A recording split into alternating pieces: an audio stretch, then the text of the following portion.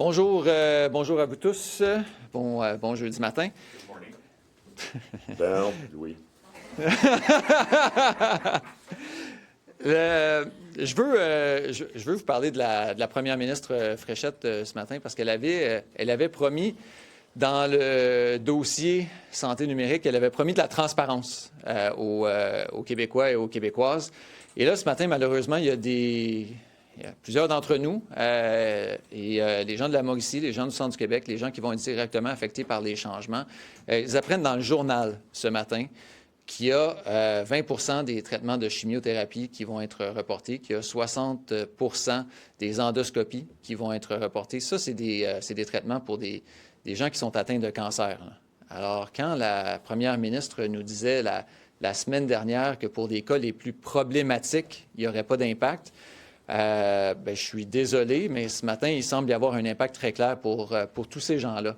Alors, quand la ministre de la Santé nous dit « Je le prends sur mes épaules, c'est notre responsabilité, c'est à nous à s'assurer que ça fonctionne bien » et qu'elle donne des garanties aux Québécois, aux patients, aux gens de la Mauricie, honnêtement, j'aimerais ça savoir où elle a pris son information, comment elle est arrivée à cette conclusion-là, comment elle a pu dire, sachant, je l'espère qu'elle le savait, que 20 des traitements de chimiothérapie seraient reportés à on ne sait pas quand, que tous les voyants étaient ouverts, qu'elle avait les garanties nécessaires. Alors, vraiment, ce matin, là, il y a un enjeu pour le gouvernement de la CAQ qui doit expliquer aux Québécois comment ils ont pu dire que tous les cas problématiques, il n'y aurait pas d'impact pour eux, puis ce matin, on apprend exactement le contraire.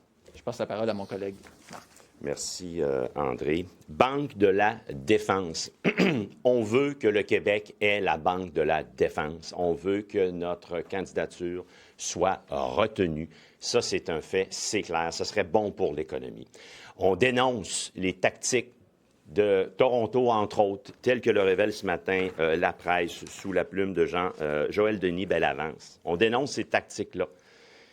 Mais une fois qu'on a dit ça, c'est pas à matin que vous allez apprendre que nous, libéraux, nous avons toujours reconnu et dénoncé le fait qu'un référendum, coûte que coûte, comme le propose Paul Saint-Pierre Plamondon, coûte que coûte un référendum, ça ajoute à l'instabilité économique. Ça fait des années que vous nous l'entendez le dire, puis ce matin, force est de constater que cette tactique-là que nous dénonçons, bien, PSPP leur donne un outil pour user de cette tactique-là et ça nuit au Québec.